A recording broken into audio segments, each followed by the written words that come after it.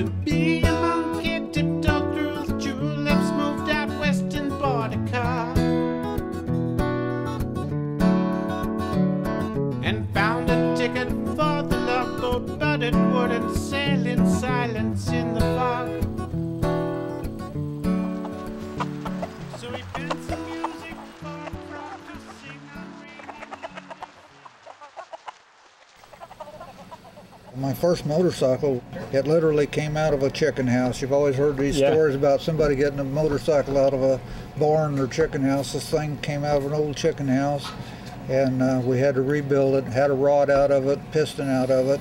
We used the machine shop at the University of Arkansas in the evenings when we get our homework done. We'd slip over there and sometimes work till midnight. In the 60s and early 70s, everything was standard suspension, right? Yeah. Cantilever shock to a point, and the brakes were all drum. The problem was staying on them because they were thrashing you around so much, and it was almost impossible to stop them. What about you, Paul? Was the early bikes, they didn't even have foot pegs that folded up. Wait till you put a foot down in front of a solid foot peg. Whoa! Yeah. Motorcyclists or off-roaders will spend literally thousands of dollars to try to take 10 or 15 pounds of weight off their bike. And young guys are the worst, okay? You know, they'll spend a fortune, you know, replacing apart levers. I remember this one, Steve was his name, great kid. And he was paying like $100 for a brake and clutch lever. Some young kid come up to him and said, "Hey, I just bought a new motorcycle and this and that, and I've got $300 left over. What do you think I should spend it on? Make me faster." And I looked at him and told him, $300 worth of gas through it will make you a lot faster. Rider.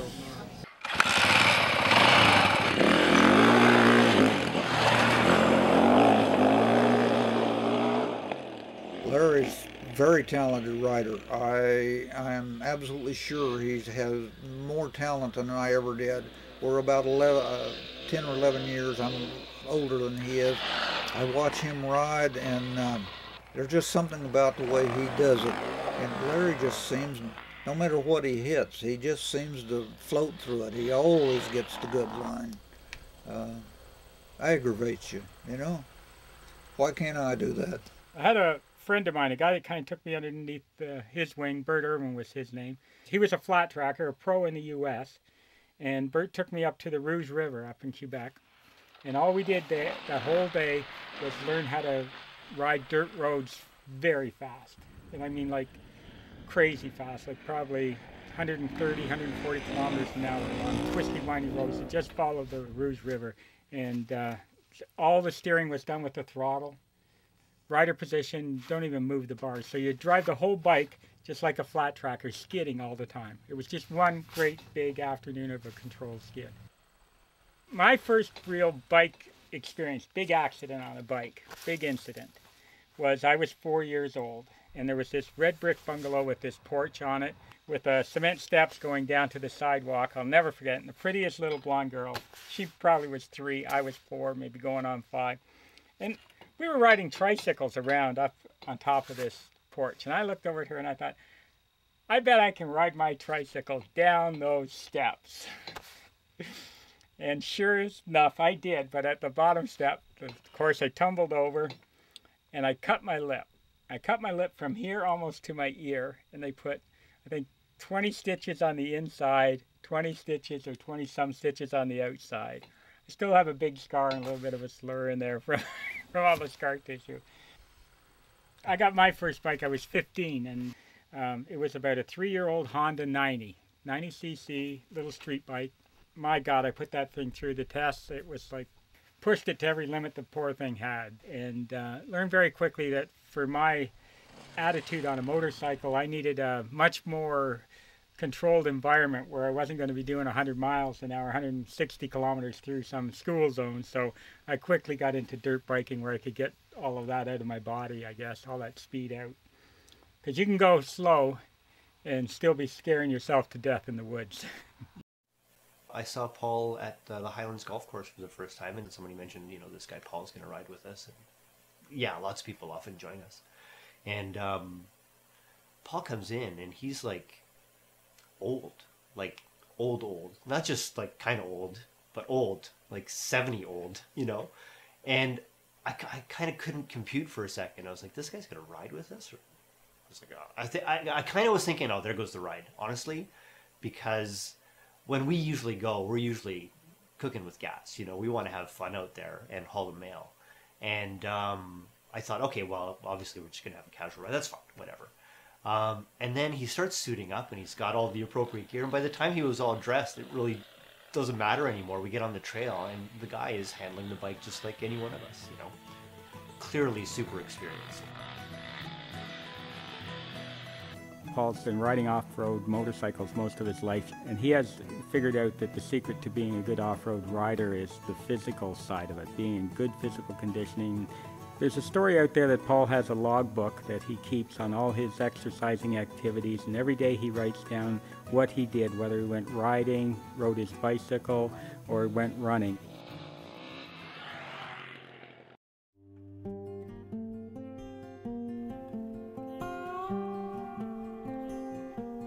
Well, the doctor told me with my balance problems that I shouldn't be riding, and they actually told me that 10 years ago when it first started with this ear. He didn't think I should ride my bicycle, he didn't think I should ride the motorcycle, and there are times with this type of disease when you have the very violent spinning, yeah, you need to be careful because it could hit you, but I'm at the point now where mine is just a nuisance. It's a merry-go-round feel. It's a not quite connected, a bad hangover feel, I guess. And sometimes it's not a lot of fun, but it's getting better, and it's got to get better. I mean, you can't quit, right?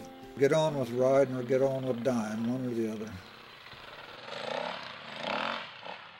I got to thinking about Larry's brakes.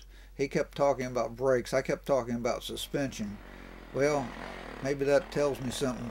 Maybe Larry was going fast enough. He needed brakes, and I wasn't going fast enough, so brakes weren't a problem for me. Yahoo! Good go!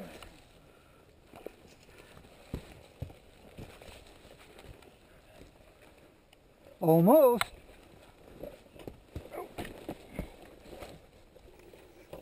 I want to know why my attitude is so positive while I'm riding. I don't know. It's because it's fun. Sometimes, if I'm in a race or even when I'm riding, I'll get disgusted at myself because I get offline. I don't pick a good line. I miss a gear. I do something, and you know, sometimes I'll do a little gritching or cussing or, you know, why did I do that, dummy? You know. But the hill climb yesterday, I ended up dummying up and not quite making it. But hey, what we were doing out there was we were having fun, and a little bit of it was poor maintenance on my part. I didn't have my auto clutch set up quite right, and it kind of bit me. But it's a hobby. It's supposed to be fun. You're supposed to be out there having fun. And truly, if you're not enjoying it, go load up.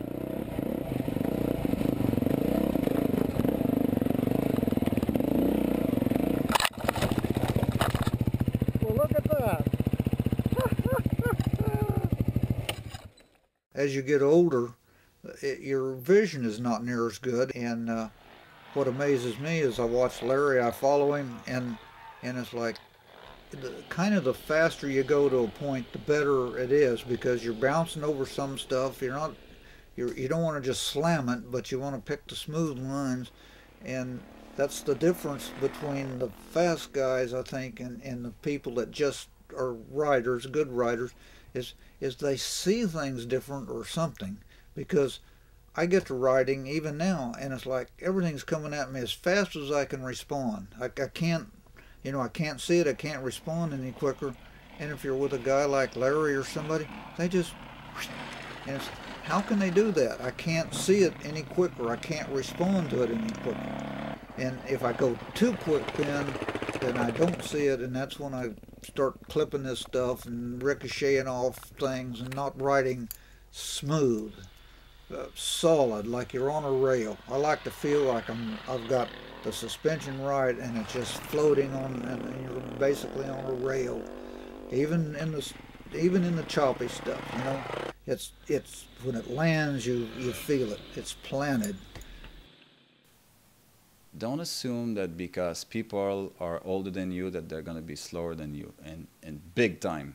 Because coming from the mountain bike world and being like a cyclist who ride road bikes and mountain bikes on competitions, I thought it's going to be a walk in the park, you know. Just give me 3 weeks, a month, you know, with the dirt bike, and I'm going to be keeping up with the fast guys.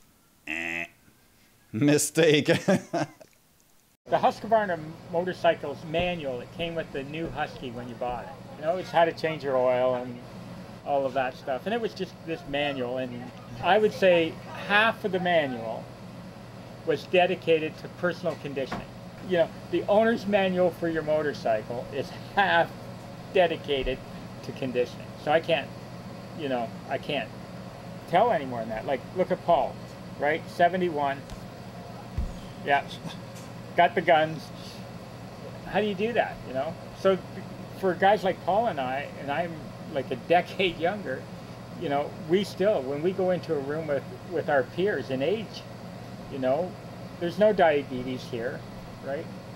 There's none of that stuff, you know. We eat our vegetables. Dr. Curran, Dr. Dan Curran, 225. A lot of them have have significant arthritis, so their knees are really sore, and and their hips are sore, and they don't move very well because a lot of their joints are worn out. That's probably the main thing that limits people in their 60s and 70s from doing very much. But riding off-road is a totally different thing. I mean, it's a incredibly physical experience, and I think it's hard to get a sense for it unless you have experienced it firsthand. But when you're on the bike and you're trying to balance this 400-pound machine as you're weaving it through the forest, and you're trying to avoid obstacles and lift the wheel up to get up a steep hill climb, and the bike, despite the sort of modern suspension, is getting pounded every which way, and you're standing the whole time, and your whole kind of core is contracting, and you're trying to make sure that you stay balanced on the bike, which is, again, going back to the Meniere's thing. That's an amazing thing that Paul can do that and stay balanced, because that's really his problem, is the balance issue. But that whole experience of riding on a trail, within about 20 minutes, if you haven't done it before, a new rider would be absolutely cooked. The best way I can describe that is to use myself as an example, because I've been riding off-road for a couple of years, and one of the things I noticed very quickly is that I would get tired really quickly, and I was unable to finish a trail, or unable to finish a day without really slowing the group down. So I had to start training and running, and for about a year I had to train on a treadmill up to the point where I could run 30 or 40 minutes without stopping every day before I got to the point where I could ride and keep up with guys like Larry and Paul, which really surprised me, and I think surprises a lot of people when they don't know how hard it is to ride off-road.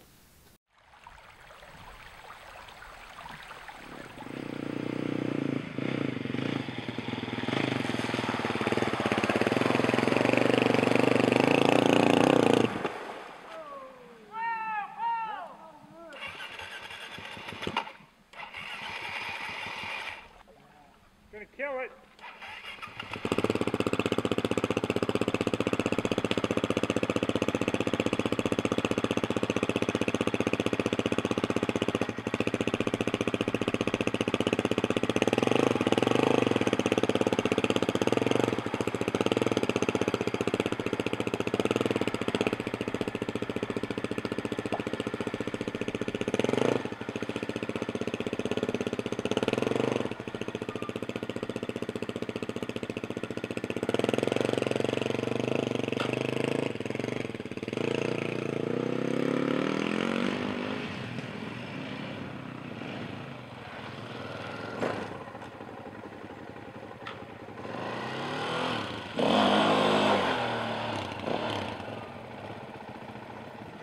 That was fun anyway. Yeah, I'm glad it was you.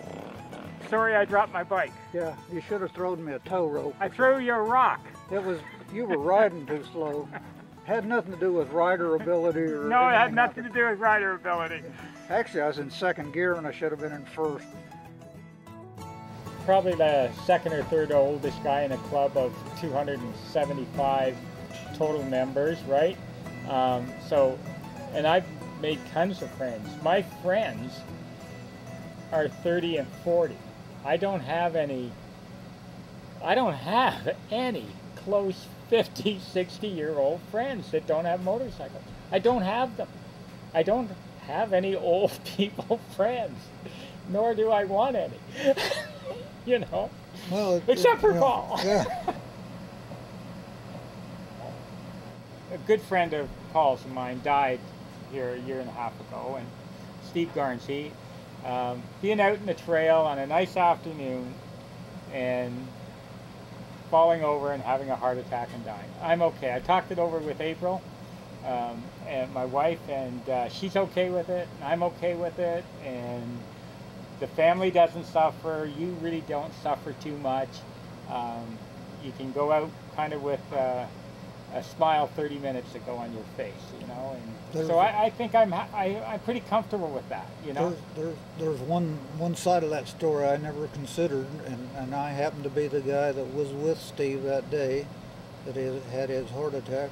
Is I've often said, I've probably said it 1,000 times, you know, what a way to go, just out there riding, and you know, whatever it happens to be, whether an accident or a heart attack or whatever, you know, just check it out on the trail. Well, that's fine, and I still, to myself, but what I didn't realize was the stress that it puts on the person with you, and I still to this day wonder, did I do the right thing? And I can't second guess it, I can't change it, and I'm sure we did the right thing.